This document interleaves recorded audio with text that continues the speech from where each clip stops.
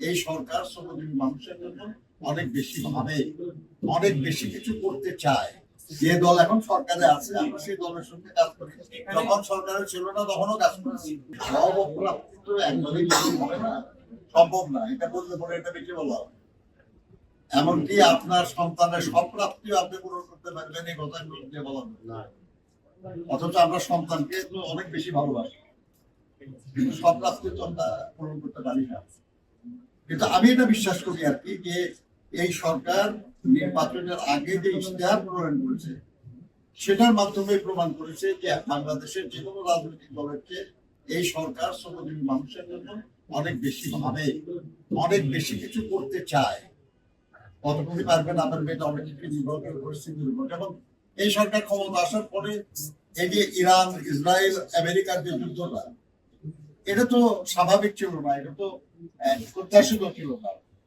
কিন্তু এই সরকারের জন্য সবচেয়ে বড় সংকটের কারণ হয়ে দাঁড়িয়েছে এটা, যেটার ব্যাপারে সরকারের কোনো হাত ছিল না।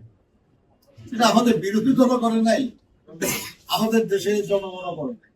এটা আন্তর্জাতিক একটা ঘটনা দেখতেছে, একটা বড় সংকট হয়ে গেছে, যেটা আমাদের বহু উন্নয়ন প্রচেষ্টা কিছুটা হলো বিঘ্নিত করেছে, বাধাগ্রস্ত।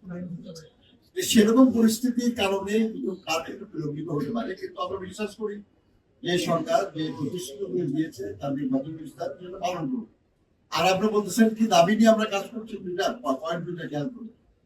একটা হলো যে গত বছর মে দিবস আমরা যে উদযাপন করেছি, সেই মে দিবসে আমাদের যেসব দাবি ছিল তার মধ্যে যা পূরণ হয় নাই তার সবই আমাদের এবারেরও দাবি।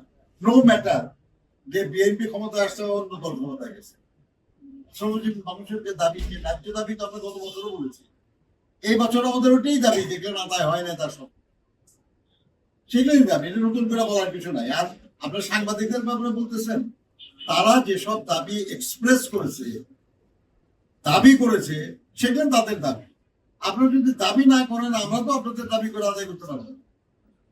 আপনাদের সংগঠন কি দাবি করেছে সেটা হলো আপনাদের দাবি, এবং শ্রমিক আন্দোলনের জাতীয় সংগঠন হিসাবে আমরা আপনাদের দাবিকে ধারণ করি, আপনাদের সাথে আদায়ের ব্যাপারে আমরা সহযোগিতা করতে পারি, কিন্তু সেটা আমাদেরকে জানতে হবে, বুঝতে হবে।